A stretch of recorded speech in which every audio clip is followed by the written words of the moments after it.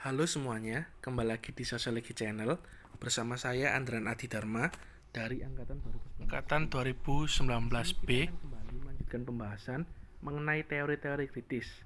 Salah satunya dari Jürgen Habermas yang merupakan seorang filsuf dan sosiolog dari Jerman.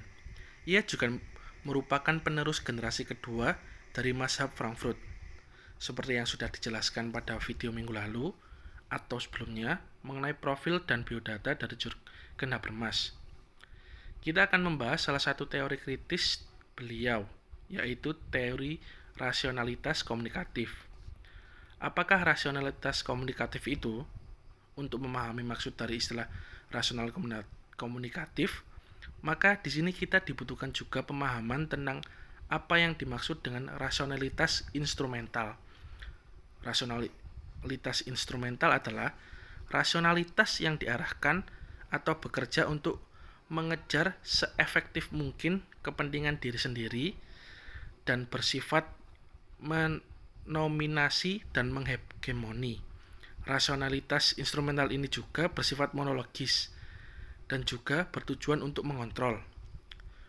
Berbeda dengan rasionalitas instrumental, rasionalitas komunikatif adalah rasionalitas yang bekerja untuk mencapai kesepahaman bersama melalui bahasa dan sarana-sarana komunikasi yang lain. Demikian, rasionalitas komunikatif ini lebih bersifat dialogis ketimbang monologis. Maka lebih ditujukan untuk mencapai penerangan atau pencerahan ketimbang paksaan atau dominasi. Kalau menggunakan kata rasional atau istilah rasional, kita dibawa untuk mengandaikan adanya suatu hubungan erat antara rasionalitas dan pengetahuan.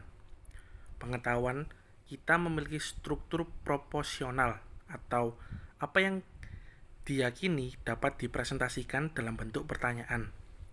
Habermas menggunakan konsep rasionalitas ini lebih berhubungan dengan bagaimana subjek yang berbicara dan bertindak memperoleh dan menggunakan pengetahuan ketimbang dengan melakukan dengan kepemilikan pengetahuan. Di dalam tuturan bahasa, pengetahuan diekspresikan secara eksplisit, sementara dalam tindakan-tindakan yang berorientasi tujuan, suatu kemampuan, suatu pengetahuan diekspresikan secara implisit atau kecakapan. Ini secara prinsipal dapat diubah menjadi kepemahaman. Jika mencari subjek gramatikal yang diikuti predikat rasional, maka akan muncul dua calon. Yang pertama, individu yang memiliki pengetahuan yang bisa lebih atau kurang rasional. Dan yang kedua, ekspresi-ekspresi simbolis, tindakan linguistik dan non-linguistik, tindakan komunikatif atau non-komunikatif yang mengandung pengetahuan. Apa yang dimaksud ketika dikatakan bahwa orang bertindak secara rasional dalam situasi tertentu atau ketika ekspresi-ekspresi mereka dikatakan rasional? Di sini, pengetahuan dapat dikritik sebagai sesuatu yang tidak dapat diandalkan dan dipercaya atau unreliable. Kaitan erat dengan pengetahuan dan rasionalitas mengandaikan kalau rasionalitas suatu ekspresi tergantung pada keterpercayaan pengetahuan yang ada di dalamnya. Dalam suatu gambaran kasus pragmatis, mari kita bagi menjadi dua. Yang pertama, suatu pernyataan yang dikeluarkan A dalam suatu sikap komunikatif untuk mengekspresikan keyakinannya dan suatu intervensi yang mengarah kepada tujuan di dunia yang dijadikan B sebagai tujuan spesifik yang ingin dia capai. Lalu, yang kedua, ekspresi tersebut yaitu berbicara dan tindakan teleologis dapat dikritik. Seorang pendengar dapat mendebat kebenaran pernyataan yang dikemukakan A seorang peneliti yang mempermasalahkan keberhasilan tindakan B. Di sini terjadi sebuah dialektika dalam komunikasi antara dalam berkomunikasi, apakah menghasilkan komunikasi itu satu kesepahaman atau tercipta sebuah komunikasi yang egaliter. Mari kita ambil contoh kasus mengenai perbedaan ideologi atau perbedaan pendapat yang sering terjadi di media massa. Seperti pada perbedaan memilih calon pemimpin yang dapat memecah belah suatu hubungan atau sebuah pertemanan. Maka dari itu, teori rasionalitas komunikatif ini dapat digunakan sebagai sesuatu pemahaman di mana setiap ideologi atau pendapat atau pilihan politik yang menurut A benar belum tentu bagi B benar, ataupun sebaliknya.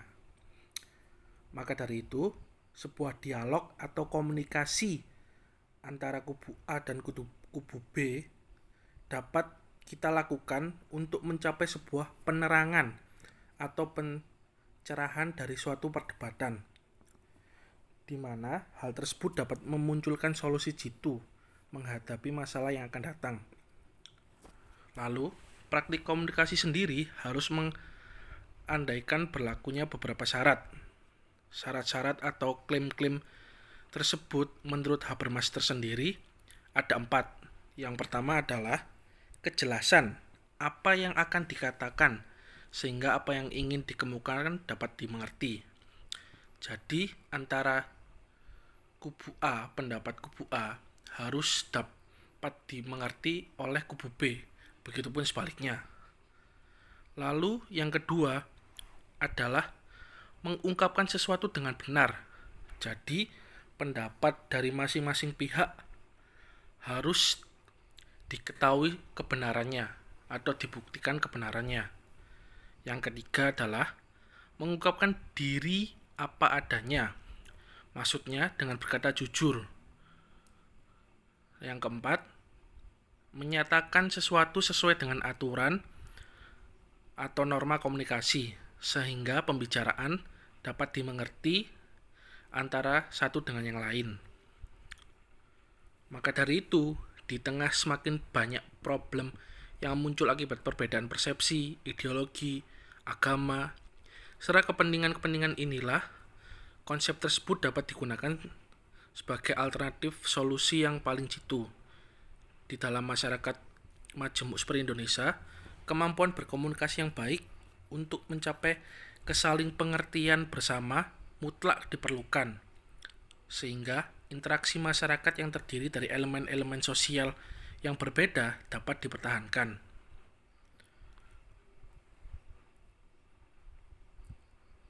Dan juga rasionalitas ini janganlah sampai dihapuskan dari kehidupan manusia, melainkan juga digunakan untuk menghadapi bahaya-bahaya yang sering dilahirkan oleh manusia itu sendiri. Jadi, rasionalitas dan juga logika harus dikedepankan dalam suatu perdebatan atau perbedaan pendapat, ideologi, atau apapun itu. Sekian dari saya. Bila ada saran, kritik, atau pertanyaan, bisa ditulis di kolom komentar. Terima kasih, dan sampai bertemu kembali.